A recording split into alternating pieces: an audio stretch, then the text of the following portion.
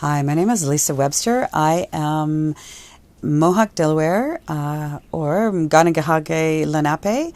My mama's family is from the Six Nations of the Grand River, and my father is a Scottish settler from 4 generations back from around the Chatham area in Ontario.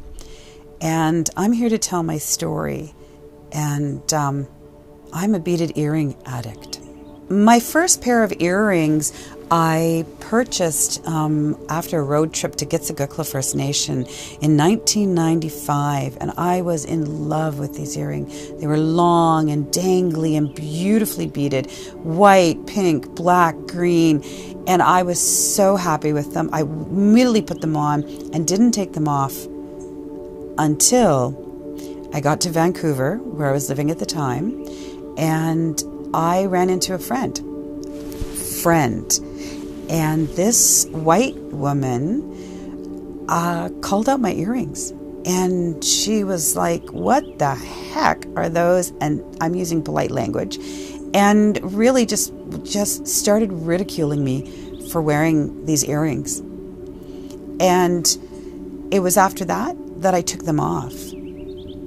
Because I'm a woman who, I wasn't raised on the res, and I didn't grow up on the res, and I've always wondered who I am and what my identity was. And in 1995, I began to really wonder, because I became a mom, and I wanted to be able to explain to my son who I was, what's my heritage. And I was also experiencing a significant amount of racism, and I still do.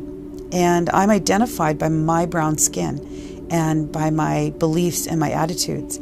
And when I chose to wear those earrings, I was choosing to identify as an Indigenous woman. And yet, there I was, having to take them off because I felt shamed and embarrassed. And I felt that I was not enough.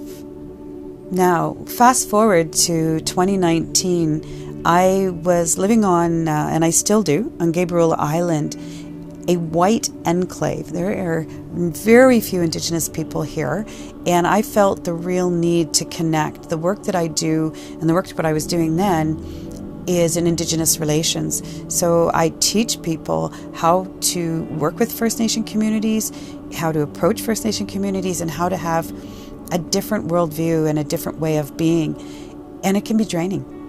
And so I reached out to the Mid-Island Métis because they were having a beading workshop. And I remembered those first pair of earrings, how much I loved them. And I thought, well, I could do that. And so I went to a variety of different workshops. And the first pair of earrings I made are here. And these little purple and black ones. And the tradition is that you gift your first creation the first time you do it. And these are actually for my sister, and I'm holding on to them until we can actually get together. Because of COVID, she's been on the other side of the country. And so these are them. I'm very happy they didn't look like an octopus. But what I found was that learning to bead on your own can be quite lonely and can be quite difficult. So I set my beads down. And I started to consider how else I could do this because COVID had shut down all the beading workshops. And so I did try and go online and follow beading videos and workshops, but it didn't quite work for me. What I did find, though, by doing that was that there were an awful lot of cultural teachers, language teachers, cultural teachings, language learning available to me that had not been available before COVID. And so I began to learn my language, learn Ganagahage, learn cultural teachings, the creation stories, and reaching out and really just finding like-minded people out there who could help me really understand who I am and who I was. And it really helped me to understand that by removing those beaded earrings, I was removing myself, and I needed to find that. The other thing I found online, which is, I think, an important piece of my story, is that there are so many wonderful beaders out there that I learned that I didn't have to do it all myself. And so I approached the Indigenous marketplaces and started collecting. And my goal is to have 365 pairs of earrings, one for each day of the year, one every day, so that I can remind myself every morning as I look in the mirror and I put them on that I am a proud Indigenous woman. And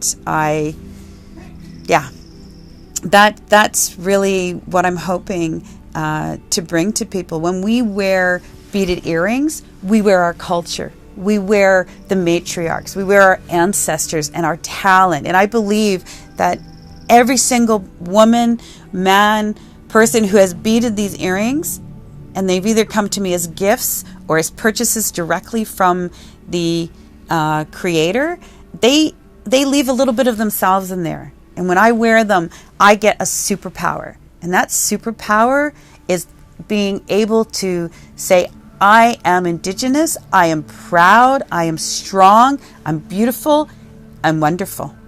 I recently did have the opportunity to bead a second pair of earrings. And these were small Métis sashes. And I sent them to a wonderful friend in Calgary. And she didn't actually wear them because her daughter scooped them. And her daughter's wearing them. And she sent me a little message when she got the earrings. And I asked her, well, what does it feel like to wear them?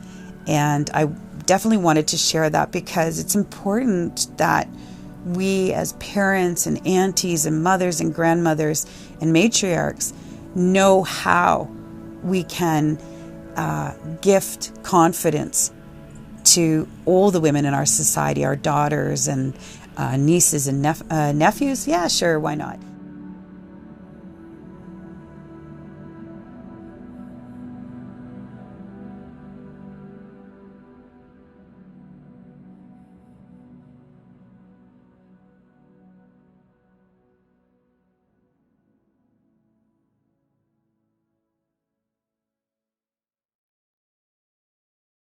That my mom's friend made.